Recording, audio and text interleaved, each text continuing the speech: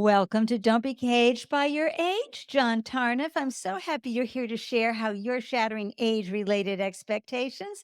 How are you doing? Doing great. As you know, we're all about aging out loud and proud on the Don't Be Caged by Your Age podcast. So, John, share with everyone how many years has the world been enjoying the gift of your presence and also share where you're hailing from. I am 72 years old. I live in Los Angeles, California, and my life is great. One of my favorite things that I've read about you, John, is that you were fired 39% of the time in your career as a film producer. Film Yeah. producer, studio executive with a sabbatical into technology in the 90s during the bubble.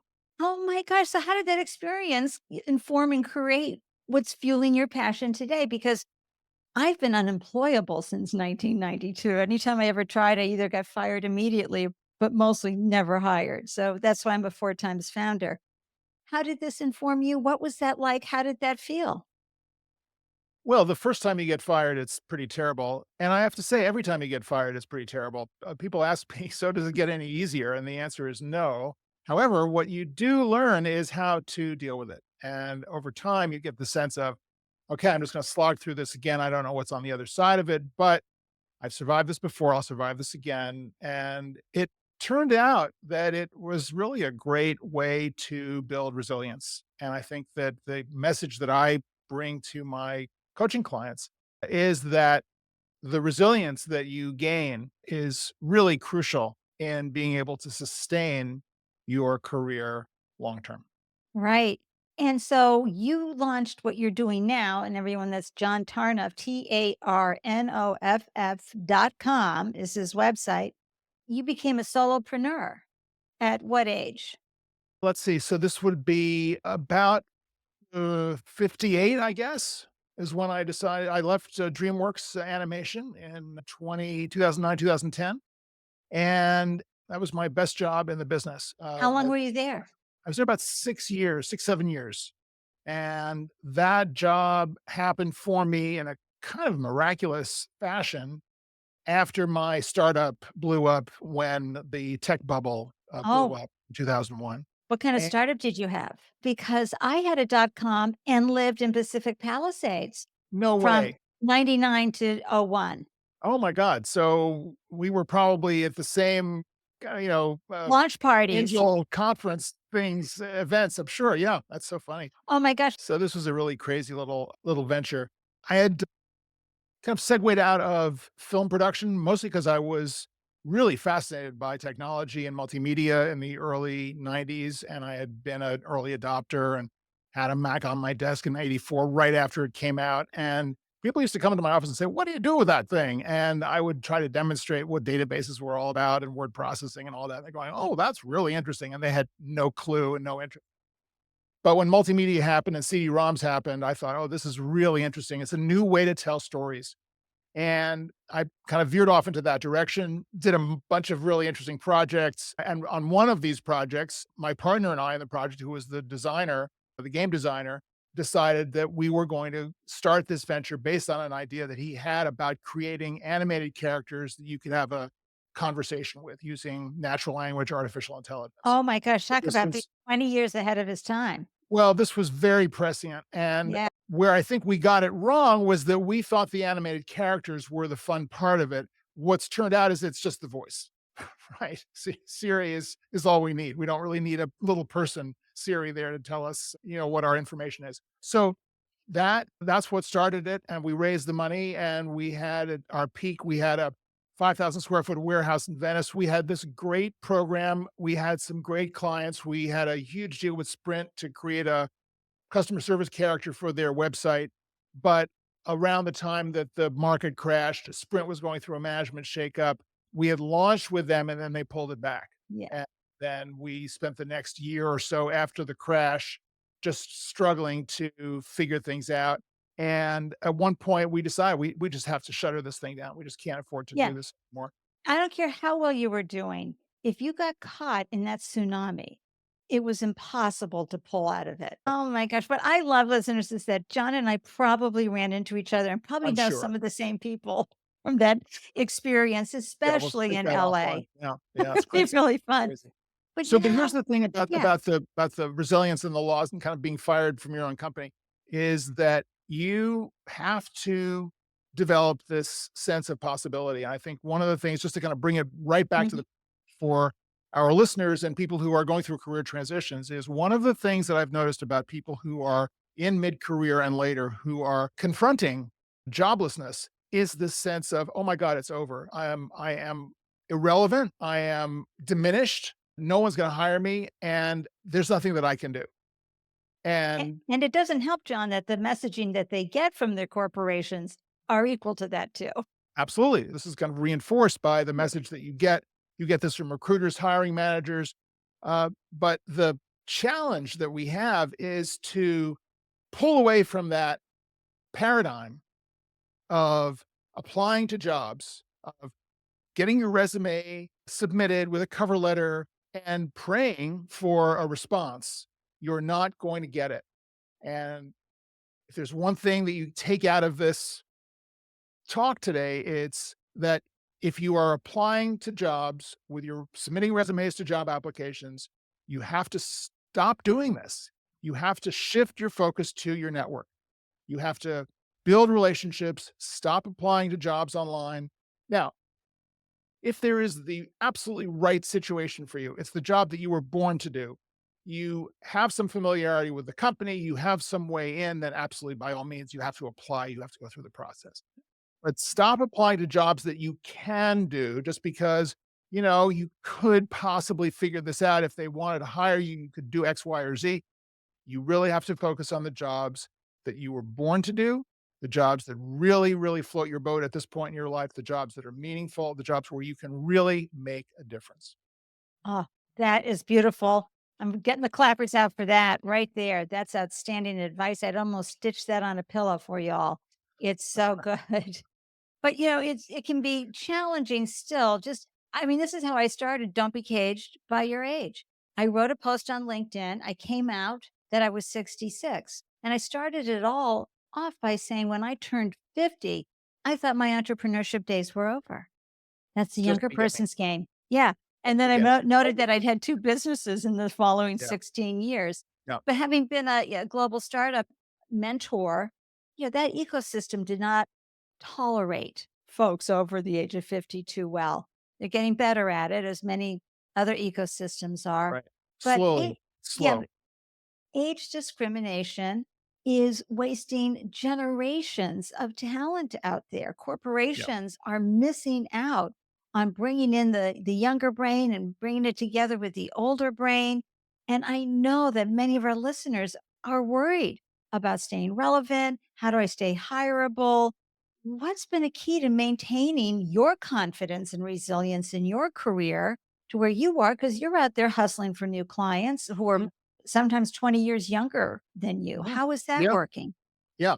It's all about mindset. It really is all about mindset. Age is a mindset.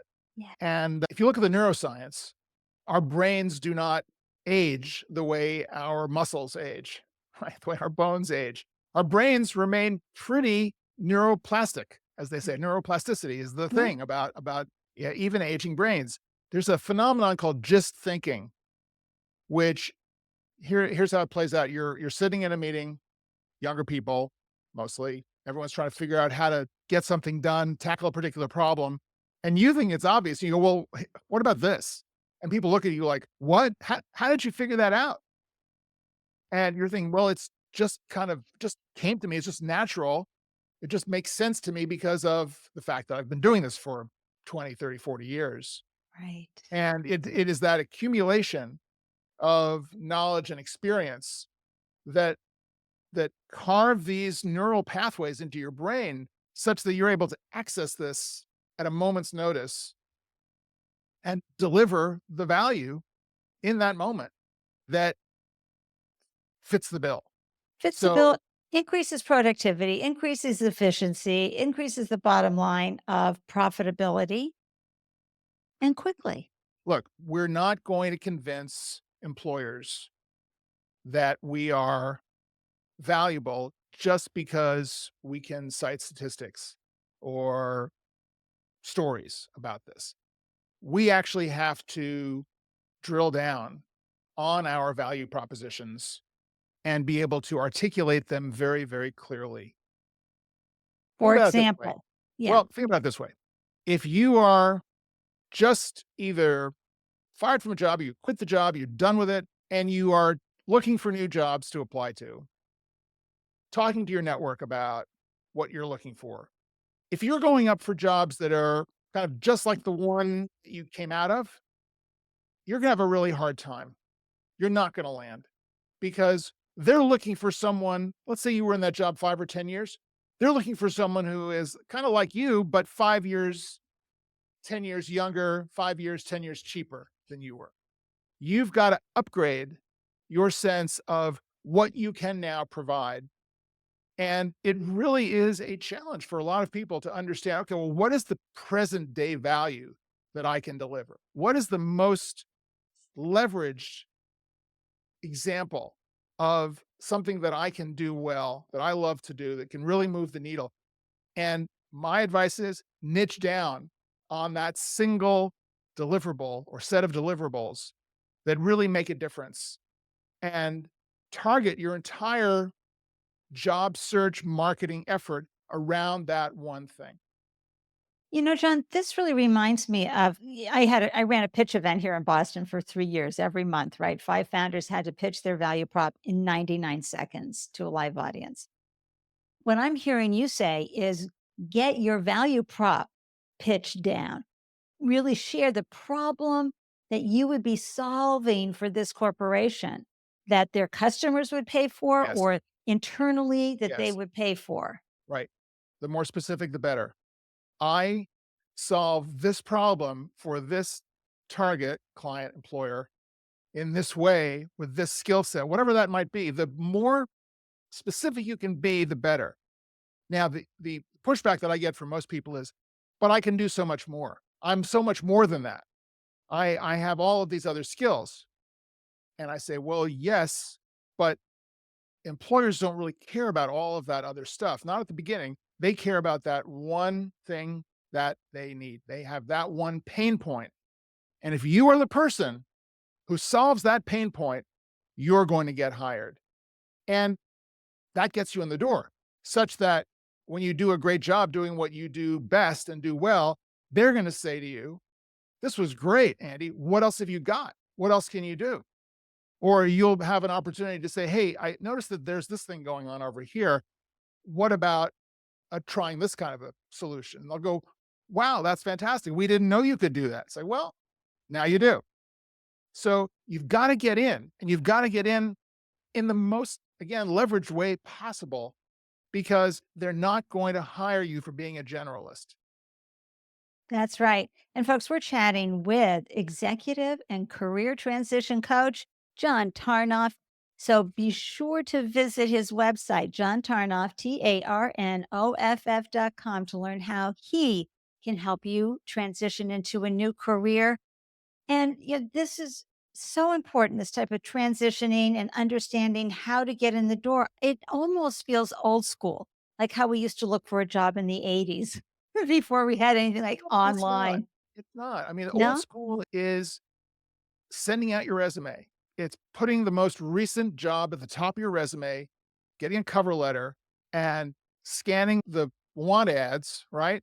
Or in Well, a professional magazine, you're scanning what the job positions are, or you call your friend and you say, what's going on?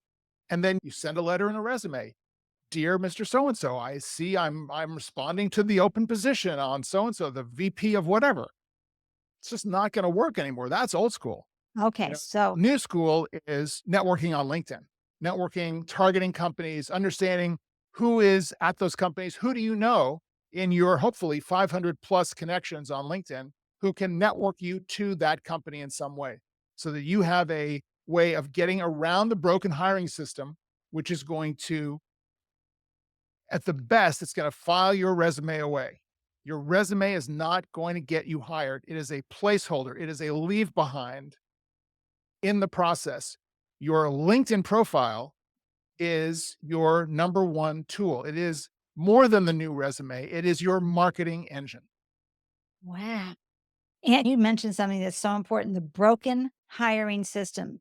listeners, the numbers are incredible because LinkedIn can track the turnover, what happens, everything.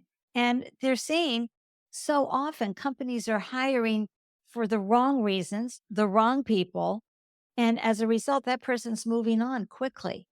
And right, John, the numbers are tough. Well, The numbers are tough. 250 to 500 applicants for any given position on average on the big job boards, right? right, So just do the math. There's one person coming out of it. You may as well apply to Harvard. You have better chances of getting into Harvard than you have of getting hired on the average job board. So that's the world that we've been living in. It's going to get worse, people. AI is making this impossible. Think about this. AI is helping people write their resumes. It's taking all of their background, scanning for open jobs. You can ask AI, what kind of job would I be good for? You put in your resume, it gives you a list of job titles and positions. Then you can have it rewrite your resume to fit into any number of open positions. You know, here's a job description, ChatGPT. Rewrite my resume to fit this job position. So it helps you scale your applications if that's what you're going to do. And with the use of AI agents will be able to scour the open positions on the internet, automatically tailor your resume to that position and apply for you. So if we're now in a situation of 250 to 500 applicants per position, add a zero or two to the end of that, and it's going to be an incredible cluster blank that right. employers are going to have to deal with. So what are employers going to do? They're going to use AI to try to figure out which of the applicants are real applicants, which of the resumes have been written by real people versus written by AI, but it's still this crazy automated process going on that has nothing to do with a person meeting Right. another person to see if they can get hired. And we all know the fit happens because of the intangibles, who they are when they show up. Sure, they may have all these results in their resume, but are they a fit for the team? Exactly. Nothing can Exactly. And pick this is that up. true at every level. I was at dinner last night with some friends and they brought a gentleman, his son, who had just been hired out of college in a new position, tech company, like 10 interviews plus a couple of team interviews, and he got the job. But it really was that team interview Yeah. because at the end of the day, it had to be everyone on the team deciding they wanted to work with this kid. And sure enough, he got the job because of that personal quality that he had that vibed with the team. So at the end of the day, people hire people. They don't hire resumes. They don't hire job descriptions. So And so let's focus on the 65 plus career yeah, transitioner. I know you work with the 50s and above, of mhm, course, midlife folks, but those who want to keep working, they are in fact terrified at the idea of, wait, I've got to stop because the clock struck midnight on my 65th birthday. I don't think so. But at the same time, they're recalibrating how they work, John, right? They're thinking about, yeah, but I don't want to work somewhere where I'm going to have to put in 60-hour weeks. I have an energy portfolio now. What do you recommend? How does one begin that job search in their 60s for working for the next 10, maybe even 15 yeah, years? yeah. You know, for me, the process is really the same no matter where you are in this cycle. And there are three elements to the process. We talked a little bit about the first one, which is the LinkedIn profile and the value proposition. I call this the superpower. The superpower is the idea of what is it that you love to do, that you do well, that your world needs, and that you can get paid for. These are the four so-called ikigai Yeah, I was questions. going to say that's Ikigai. I Right? live by The Ikigai. concept of life's purpose. So you start there, and I start with Ikigai with my clients because it really is a self-reflection process of narrowing it down to what that value proposition is. I would say you want to do this before you turn 65. You don't want to just kind of keep working and let the inertia fool you into believing that things are going to continue the way they are. When you're in your 50s, I would think if you're turning 50 or you have recently turned 50, now that's a perfect time to start thinking about this Mhm. because it will start to position you much more from an entrepreneurial mindset. Because the idea is ultimately you are going to be a consultant, an entrepreneur. You're not going to be working in one place for 40 hours a week. You just don't want to do this at age 55, 60, 65, 70. You want more flexibility and you want the opportunity to really deliver what you deliver best. And that's what people want of you as well. So it is a win win. You have to decouple from the corporate identity or the job identity or the title that you have, accumulated, earned I like over. that decouple, by the way, because we get over identified with who we It's the were, hardest right? problem. It's the hardest problem. People think, "Oh my god, I am identified with this title, with this position, with the cachet in the company, with the culture of the company, the people that I've worked with." I mean, it's a significant problem, and I my heart goes out to everyone who is in that situation. But you have to be brutal about this with yourself, and you have to realize that you are more than your resume.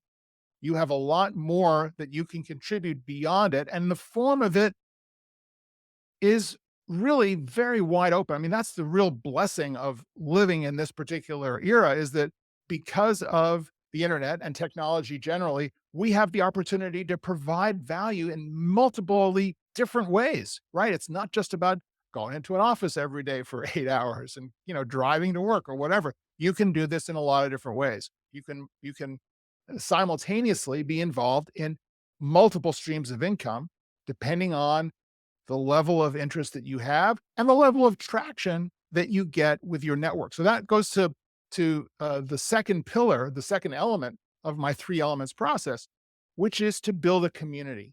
You don't want to just do this by yourself. You want to create a group of trusted people around you at various levels who can advise you and give you feedback about what's going on, who can connect you to other like minded individuals.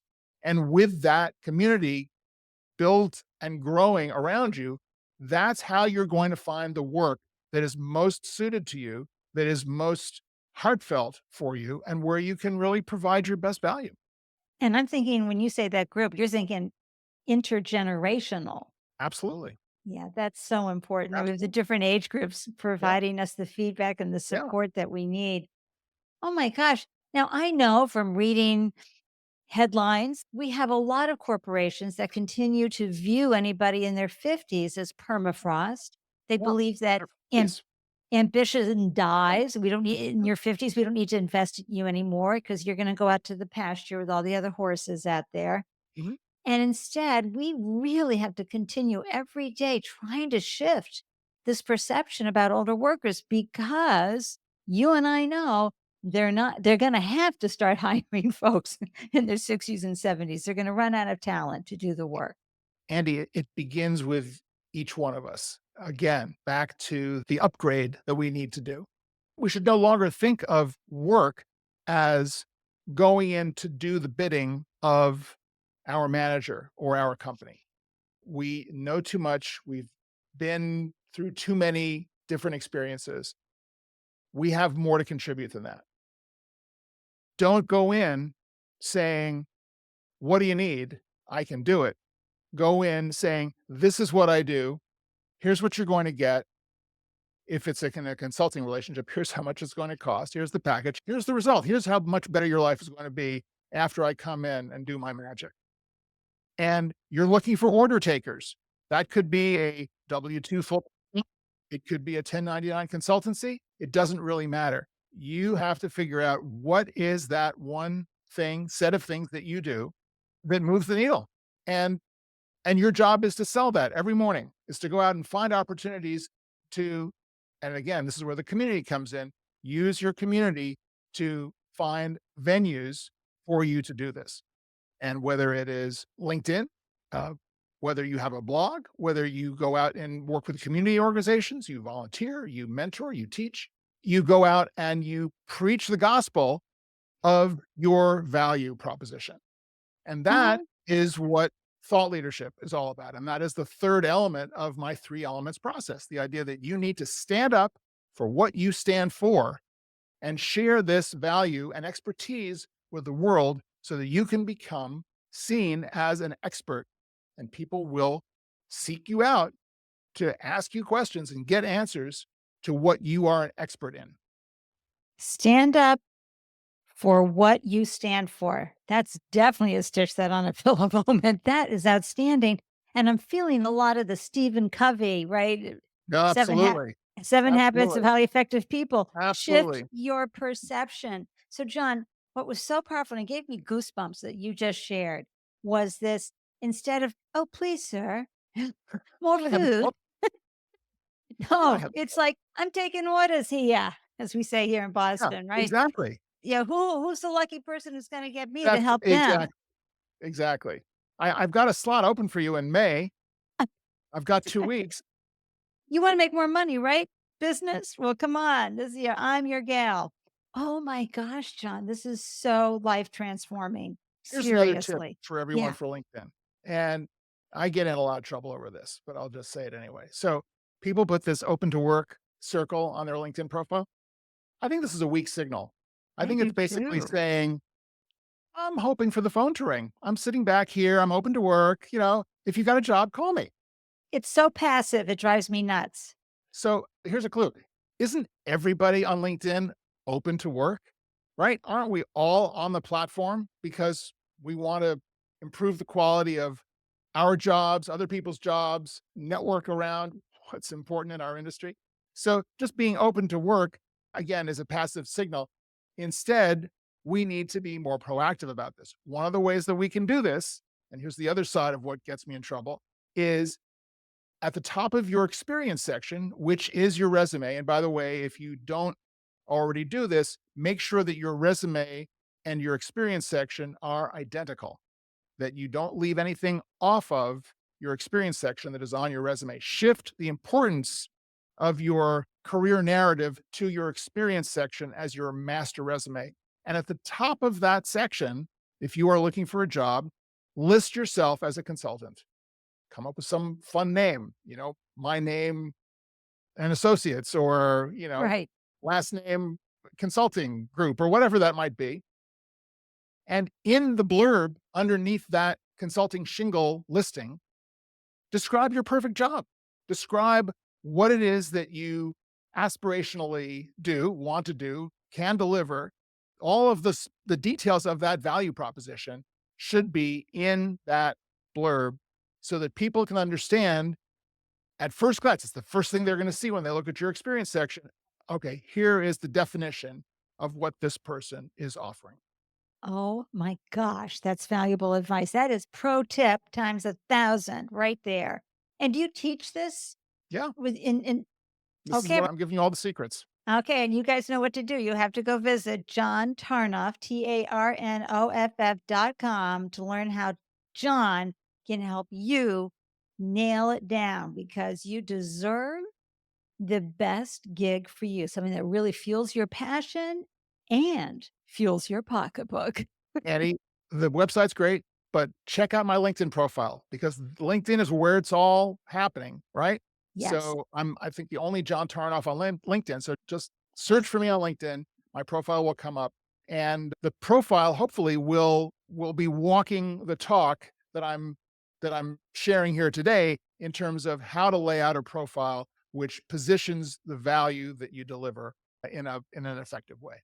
Oh my gosh, that's pure gold. Oh, I love that. So, what inspirational advice do you have for folks to help them from being caged by their age and thrive after 65?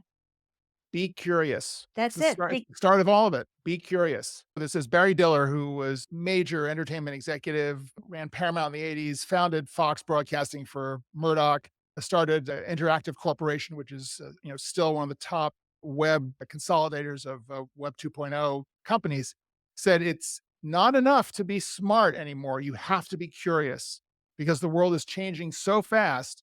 Don't think that what you know is sufficient. You have to be curious. You have to be learning constantly. You have to be expanding your mind. And of course, it's a plastic mind. So, of course, you Right. have the capability of change, of growth, of like fighting back against the inertia that's going to kind of keep you on the same level. You've got to be curious.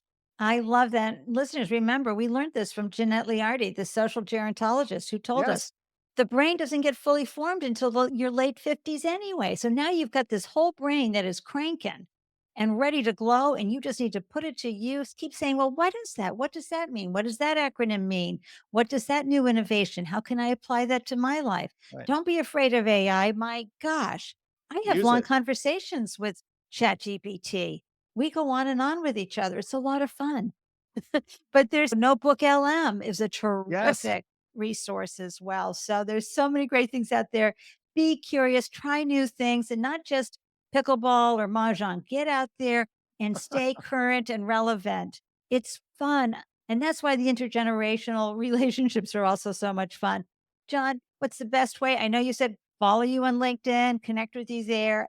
Yep. Other ways from that folks can learn from you and stay in touch with you. That's it. Well, I've got 4 LinkedIn learning courses. So if you connect with me on LinkedIn, you can search for those courses on the multi-generational workforce and on ways for younger workers to work with older bosses, older reports to work with younger managers, the preparations that you want to do if you're coming into mid-career to prepare for the career shifts that are going on from 50 and up. Bunch of interesting information. I love this. And listeners, remember, John is 72. He is completely shattering age-related expectations and stereotypes because he's staying curious. He's staying at the top of his game. Use him as inspiration for what you can do and what you can bring to the world. Thank you so much, John, for sharing your brilliance with us. I am delighted to know you. I'm so happy to have you as a resource for This listeners is as great. Yeah. well. Yeah, we have to talk about, LA in the startup years. My gosh.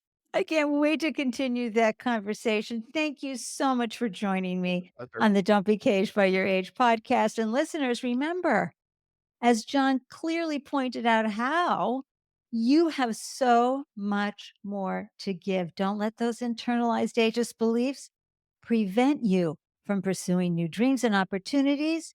You get out there and you glow, okay? And until next time, I'm wishing you a delicious day from Boston. Cheers, everyone. Listeners, I'm so grateful you carved out time to tune in and grab the gems from this delicious conversation. Be sure to hop on over to Don't Be Caged by Your Age on LinkedIn or Instagram to share your thoughts about ageism and unretirement. Because in this space, your age doesn't define you, it refines you. If you are inspired by a story you hear, it would mean the world to me if you would subscribe, share, rate, and review the podcast. To receive an alert whenever a new show is posted, please join the Don't Be Caged by Your Age newsletter.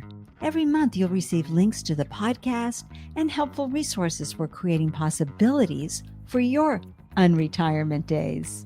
Thank you for tuning in. I am so excited to hear how you found ways to thrive after 65. Waving from Boston, cheers.